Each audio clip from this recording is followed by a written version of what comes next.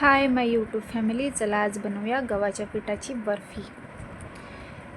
एकदा recipe try करून बघा, तुम्हाला विश्वास वाटणार नाही, तुम्हाला एकीनंच वाटणार नाही की हे नुसतं गव्हाच्या पिठाची बर्फी आहे. एवढी मस्त खायला भारी वाटतं ना. चला तर रेसिपी ट्राय करून घेऊया. एक भारी अशी कढई घ्यायची आहे, थोडी जाडसर, आणि एक मेजरमेंटचं भांडं घ्यायचं आहे.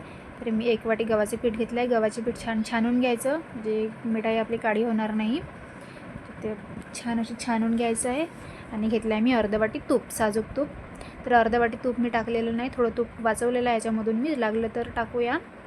आणि छान असं याला मिक्स करून घ्यायचं. गॅसची फ्लेम ठेवायची आहे लो, आणि याला कंटिन्यू असं हलक्या हलक्या हाताने फिरवत राहायचं. असं कंटिन्यू चालवत राहायचं आहे ह्याला. बघू शकता कसं चालवत आहे मी. आणि गॅसची फ्लेम ठेवली आहे मी स्लो. आता ह्याच्यामध्ये टाकली आहे मी अर्धा वाटी एवढी साखर तुम्ही तुमच्या आवडीनुसार टाकू शकता, तुम्हाला किती गोड लागतं काय लागतं. तर ह्याच्यामध्ये टाकलेलं आहे 1 वाटी दूध. तेवढं दूध नाही टाकलं मी, दूध थोडं वाचवलेलं आहे. की दूध टाकलं तर बघा हे किती छान आटा फुललेला आहे आपला, मस्त दुप्पट झालेला आहे. ह्याला असं कंटिन्यू ह्याला मिक्स करून घ्यायचं आहे, कंटिन्यू चालवत राहायचं आहे ह्याला. आता टाकूया ह्याच्यामध्ये अर्धा वाटी दूध पावडर टाकून पण ह्याला छान असं मिक्स करून घेऊया हलक्या हलक्या हाताने.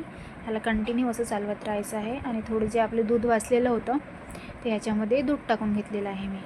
ह्याच्यामध्ये टाकली आहे थोडी विलायची पावडर आणि थोडे ड्रायफ्रूट्स, काजू बदाम, ते थोडे बारीक करून घेतलेले आहे मी. ते पण ह्याच्यामध्ये मिक्स करून घेतलेले आहे. अशी छान मिक्स करून घ्यायचे आणि 5 मिनटं ह्याची अशी वाफ काढून घेऊया. 5 मिनटं वाफ काढून घेतलेली आहे. आणखी ह्याला एकदा थोडं फिरवून घेऊया चम्मचनी. आता हे आपली मिठाईची तयार झालेलं आहे बॅटर. आता ह्याला एका ट्रेमध्ये असं थोडं तूप लावून घेतलेलं आहे मी, आणि तूप चम्मचच्या मदतीने ह्याला असं दाबून फैलवून टाकूया. असं पूर्ण दाबत चम्मचनी चिकनं करून घ्यायचं आहे याला, आणि छान असं हे करून सेट करून घ्यायचं आहे. आता ह्याच्यावर टाकूया थोडे ड्रायफ्रूट्स, काजू बदाम आणि पिस्ता टाकलेला आहे मी, आणि थोडे केसरचे धागे टाकले ह्याच्यामध्ये.